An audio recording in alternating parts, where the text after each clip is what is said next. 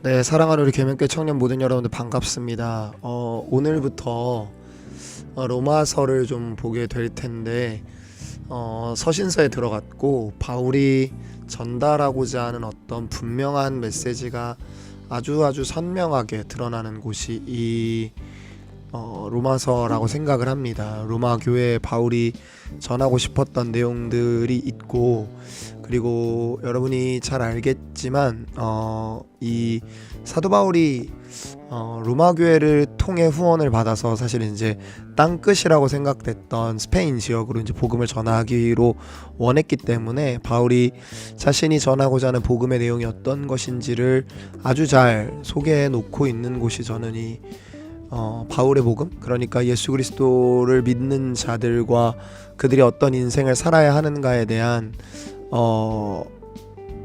가장 완벽하게 보여준 책이 이 로마서라고 생각을 합니다. 일단 1장부터 보죠. 1장부터 3장까지인데 조금 이제 전반적인 내용들을 조금 훑으면서 가면은 좋을 것 같아요. 한번 여러분이 잘 보시면서 따라오면 좋을 것 같습니다. 보죠. 1절에 보면 예수 그리스도의 종이라고 나옵니다. 근데 이제 이게 헬라어로 보면 다 여러분이 보시면 아시겠지만 바울을 헬라어로 하면 파울로스고요. 종은 둘로스입니다. 그러니까 바울은 자기를 어떤 종, 노예라고 소개하고 있는데 누구의 종이냐면 예수 그리스도의 종입니다. 바울은 시민권을 가지고 있었던 사람이죠. 사도행전을 보면 알겠지만 그랬던 그가 스스로를 종으로 자천하고 있는 겁니다. 하나님의 복음을 위하여 미리 선택을 받았다라고 자신을 소개하고 있죠. 그 다음에 이제 바울이 8절에서부터 로마 교회를 어떻게 방문하고자 했는지를 말합니다. 여러분, 우리가 우리를 어떻게 부르느냐를 되게 중요하게 생각해야 돼요. 그러니까 나는 나를 누구로 이해하고 나는 나를 어떻게 이해하느냐가 여러분 굉장히 중요합니다. 이거는 여러분이 생각하는 것보다 훨씬 더 우리 인생에 많은 영향을 주는 부분인데, 여러분은 여러분을 누구라고 부르고 있나요? 바울은 자기 스스로를 하나님의 종, 예수 그리스도의 종이라고 부르고 있고, 종답게 그는 자신의 일들을 주장하지 않았던 모습을 우리가 기억해 볼 수 있습니다. 그 다음 8절에서부터 17절까지 바울은 이제 로마 교회 방문할 계획을 가지고 있고 그들 가운데 방문하여서 어떤 일들을 하기 원했는지를 보여주고 있는데 18절부터가 굉장히 인상적입니다. 그러니까 경건하지 않음과 불의함에 대해서 바울이 서술을 하고 있는데요. 여러분들, 이 서술을 함에 있어서 사도 바울이 어떤 방법을 쓰고 있냐면, 여러분 계속 보면 대명사로 어떤 것들이 사용되는 걸 여러분이 읽어볼 수 있냐면 그들이라고 하는 단어가 반복적으로 사용되는 걸 볼 수 있을 거예요. 여러분 보세요. 창세로부터 그의 보이지 아니하는 것들 곧 쭉 나오죠. 그리고 스스로 지혜 있다 하나 어리석게 되어 썩어지지 아니한 하나님의 영광을 썩어질 것으로 바꿨다라고 말해요. 그래서 보세요. 24절에 하나님께서 그들을 내버려 두시고 그들의 몸을 서로 욕되게 했죠. 25절에도 이는 그들이 라고 이제 합니다. 그러니까 여러분 계속적으로 어떤 죄악의 모습에 대해서 바울이 설명하는데 28절에도 보면 그들이 계속 반복돼요. 그러니까 여러분 이런 느낌이라고 생각을 해볼게요. 저와 여러분이 대화를 하고 있는데 걔네들은 그렇게 행동한대, 걔는 그렇대, 그들은 그런데 라고 얘기하면 이건 누구의 얘기 같냐면 적어도 우리 이야기처럼은 안 들려요. 그죠? 그러니까 3인칭을 사용한다는 건 우리 이야기처럼은 안 들린다는 거예요. 근데 바울이 다음 2장에 가면 굉장히 놀라운 전환을 일으킵니다. 갑자기요. 2장 1절이에요. 그러므로 남을 판단하는 사람아 누구를 막론하고 네가 라고 합니다.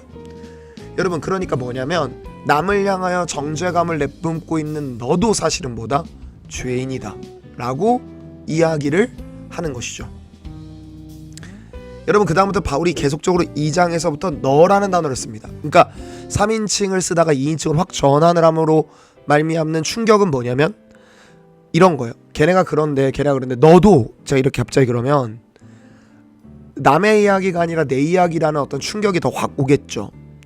네, 그래서 뭐라 그러냐면 하나님 앞에서는 율법을 행하는 자가 의인이다 라고 얘기를 하고 있어요. 근데 이 바울이 3장에 가면 뭐라고 얘기하냐면 만인이 죄 아래 있다는 거예요. 9절을 볼까요? 우리는 나으냐? 결코 아니라. 유대인이나 헬라인이나 다 죄 아래 있다. 기록된 바 의인 하나도 없고 깨닫는 자도 하나님 찾는 자도 없대요. 자, 이 죄인들에게는 원래 어떤 것이 정해져 있었냐면 19절 보세요. 우리가 알거냐 무릇 율법이 말하는 말은 율법 아래에 있는 자들에게 말하는 것이니 율법 아래에 있는 자라고 하죠. 모든 인류를 포함합니다. 여러분, 율법은요 유대인에게 있어서 이런 거였어요. 그러니까 유대인한테는 전 인류를 딱 두 분류로 나눌 수 있어요. 그러니까 율법을 알아서 지킬 수 있는 유대인들, 그리고 율법을 몰라서 못 지키고 죽어가고 저주받은 이방인들.